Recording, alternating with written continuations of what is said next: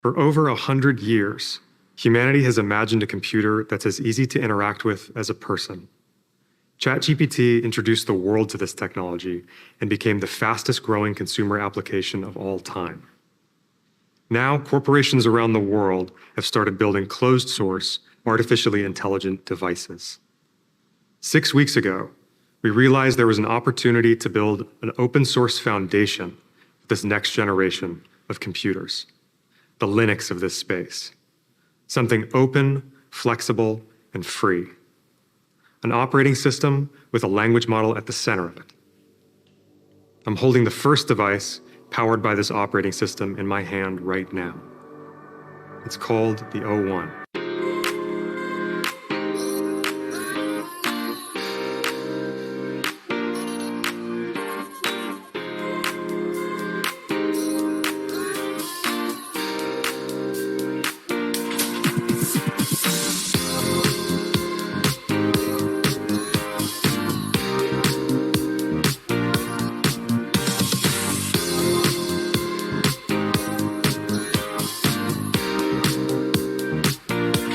This is the O1 Lite, the first open source language model computer. You talk to it like a person, and it operates a computer to help you get things done. You can run the language model on your computer at home or in our server in the cloud, making the O1 Lite fully portable when connected to Wi-Fi or a hotspot. To use it, you just push, talk, and then it thinks and responds. Let me show you what it can do. When's the next sunny day? One moment.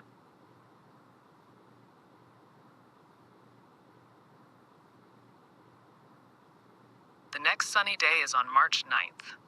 Great. Am I doing anything on that day?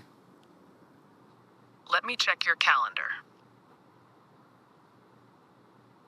You have no events scheduled for March 9th. So, because the O1 is operating my personal computer at home, I didn't need to set up my calendar. It can just use it. Nice. Can you see if there are any concerts in Seattle on that day?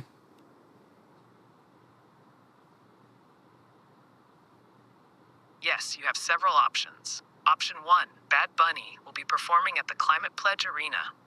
That's perfect. Can you add that to my calendar and then copy and paste a link to the ticket into the calendar event? And then actually, if you could text Paige the link and say something like, hey, do you want to go to this?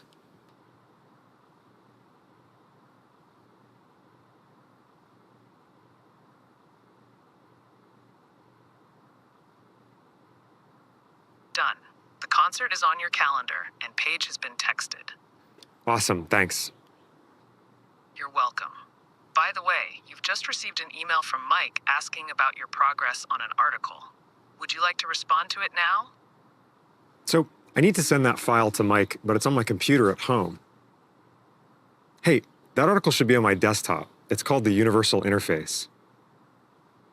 There's a file titled the Universal Interface.pdf on your desktop. Do you want me to send it to Mike? Now, at this point, I could ask my Lite to read or even edit that document, but I'm just going to send it to Mike. Yes, please send it.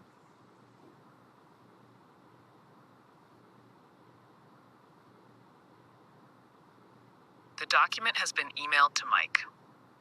Great. So you can kind of think of the O1 Lite as like a smart person that's in front of your computer. How could that be useful? Let's head back now and I'll show you something even bigger. This is my laptop, and it's the one that the Lite has been operating.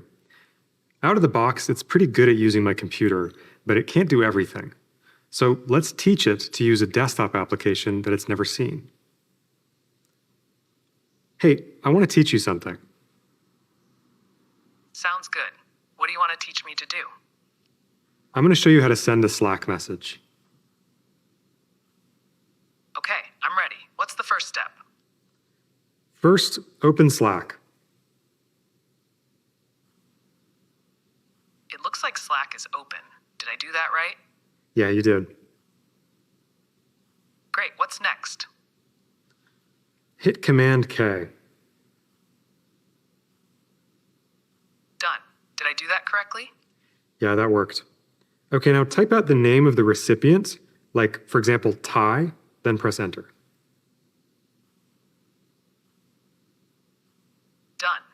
me know if I did that right.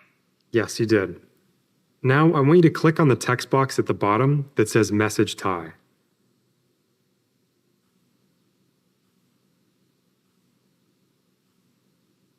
I've clicked the text box. Did I do that right? Yeah, you did.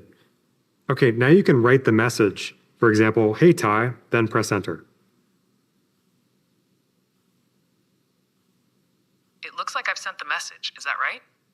Yes, and that's all there is to this skill, so you can save it now. Sure thing. I've just learned the skill send a Slack message. So you can do this with any workflow, any desktop application, or even a pipeline of applications and websites without setting up any authentication. It just uses your computer. But here's where it gets interesting. Okay, now I want you to monitor my email. If you get any invoices, could you take a look at the attachments and then Slack all the relevant details to Mike? All right, I'll monitor your inbox for invoices. If I see one, I'll Slack the details to Mike. Now, days later, when I get an invoice, which I'll test just by emailing one to myself, it will Slack it to Mike and let me know about it.